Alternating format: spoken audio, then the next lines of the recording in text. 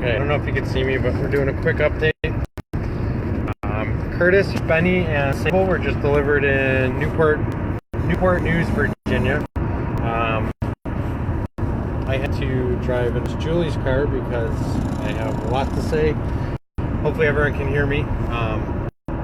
We are en route to Chicago now. We're going to drop more dogs off, and then after that we're going to Iowa. So in total, a couple thousand miles of driving. These dogs are going all over the country. I'll keep everybody updated as to which go where, and put some pictures on here shortly. Unfortunately, I'm driving right now, so I can't really do that. One thing I do want to stress is transparency. I know a lot of members are stating how some of the dogs were euthanized and bit naked and all that. I know we planned 17 coming with us. We took 15. Two of the dogs, I don't know what happened to them. I'm not going to say, I don't know. It's not my business to ask them what happened to them. They could have been adopted for all I know. That's not what we're here for. It's not what we intend to do. We ruffle enough feathers doing what we do. Destroying relationships with these shelters that we work with, not the right way to do it. So, all the dogs we save, I will keep everybody updated. We do continual care with all the animals that we have. Luna and Rebecca are still undergoing heartworm treatment, so that's kind of what sets us apart from everyone else, where we're not pulling dogs for adoption fees and to make a profit off of. We don't pick and choose which dogs we pull. We pull all of them. We pull the unwanted ones, the pit bulls, the aggressive breeds, the ones with problems, the old ones.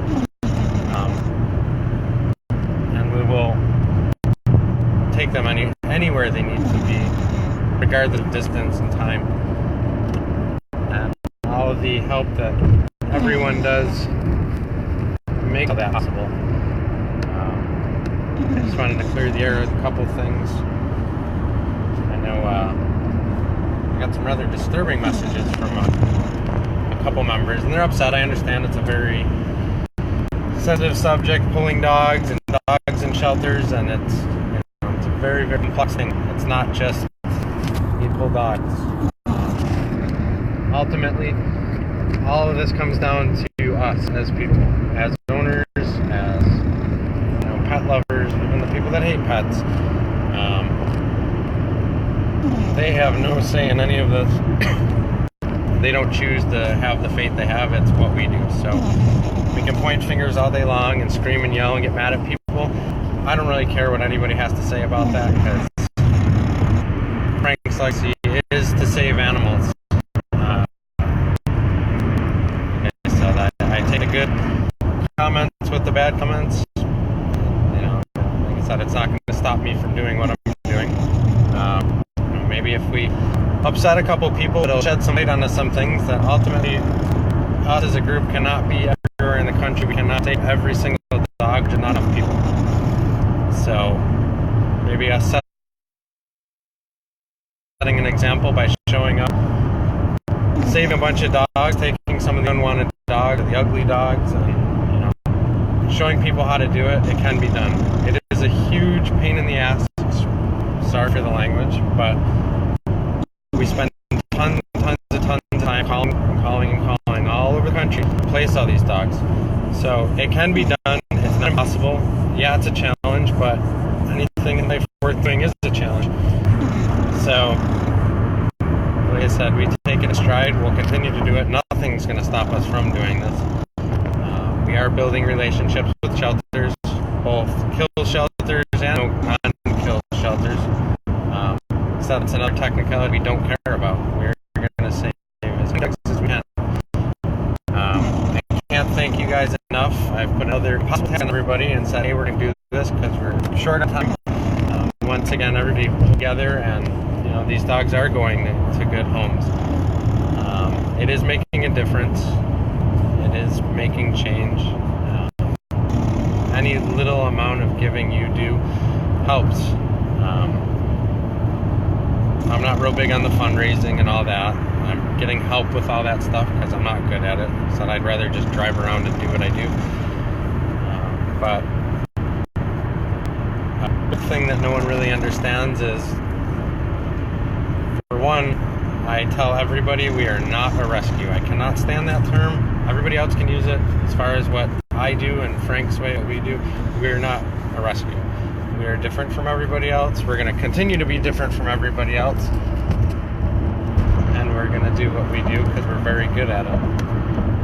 The other thing is, a lot of times people see what we're doing, and I'm going to start posting pictures and videos of this, but two of our members, one is Julie, who I'm driving her vehicle right now, but she drove from Nebraska to North Carolina to help. Another member drove from Florida. So everybody helps in the ways they can, but the way we're doing things, people believe in what we're doing because it's a monumental task that we're doing. We sleep in our vehicles. We don't sleep in hotels. We eat gas station food. We try to make all of our time go to the animals. All the money that's donated goes to the animals. Is it a horrible business decision? Yes, it really is. It's not for business, but I really don't care about that. I care about the animals, and I'll continue to do so. Like I said, I have no problem eating gas station food because that's what I feel is right. So, like I said, we sleep in the bus, we sleep in the tiny trailer, we do whatever it takes for these animals. And that's part of the whole transparency of things. I'll continually put videos, updates of all the dogs from start to finish of their lives, because that's real important to me too. So, again, just to clarify some things, I hate talking about this stuff, I hate the politics of things, but there is some false truths being thrown out there. So rather than bickering back and forth and pointing fingers, all I can do is post pictures. And some of the dogs, Brent said, are euthanized, but I mean, they're alive and breathing in the bus. They're going to homes, so I don't know where that miscommunication came from.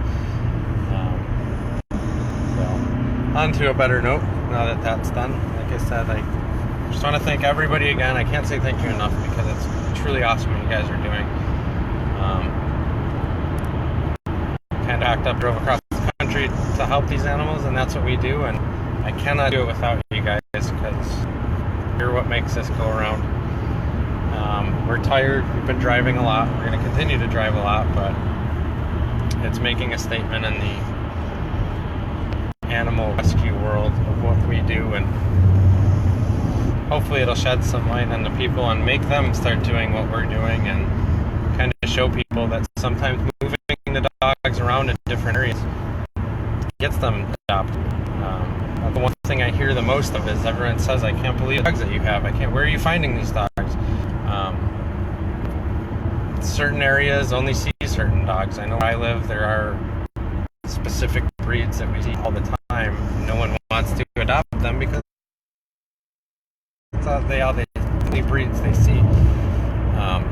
Sometimes simply by moving them to another part of the country, but don't see those dogs helps. So that's all part of the whole process of getting dogs moved and adopted and put in the forever home. That's the ultimate goal. I just want to thank not all of you guys, but I also want to thank everyone at the Randolph County Animal Shelter. They accommodated us in a very timely manner. It's a very, very, very short time frame we have as far as logistics, finding homes for these dogs, getting there. I had to drive across the country just to get there, and then making sure stuff like paperwork, things like that, in order so we can get on the road. Yesterday we had to fill out paperwork for every single dog at the shelter so we can legally take them, take ownership of them, make sure they have all their shots, the rabies vaccinations, all that. After that, we have to take them to the vet, where they get a full checkup and given a health certificate. What that does is it allows that dog to legally travel across state lines, and a vet just checks him to say, hey, he or she's okay or not okay, or maybe they need to stay back a little while. Not everybody does that. That's the right way to do things. So, all that stuff takes time, and what happens, and we load them up and then try to get them to their home as comfortably as possible. So, we sleep with the dogs at night in the bus. We, feed them, walk them, treat them as our own, and get them there as fast as possible. Like I said, I'm babbling now, so I'm not going to keep going, but I will post some pictures in the next couple minutes. Kind of harder than I'm driving, of Sable, Benny, and Curtis. They're at a really, really nice place in Newport News. It's a beautiful facility. They're going to spend a little bit of time with them, let them calm down a little bit, get acclimated, and then they will go to their homes. And then that way you guys can see all your donations helped all of the dogs. It really did. And it's going to continue to go to those dogs. So, like I said, I'm babbling. I'm not going to keep doing it. Here's a quick video. There's Pound Cake. She's been sleeping. She's tired of the donut she ate. There's Elf. He's hanging out, being Elf. And last announcement is the white pit bull Haas. He is severely underweight. He's a sweet boy. And I decided I'm going to take him home with me and take care of him for a while. Introduce him to Pound Cake and Elf. And, so he'll have a lot of updates because I'll be with him every day. So once again, thank you guys. I'm going to quit babbling and I will post some pictures.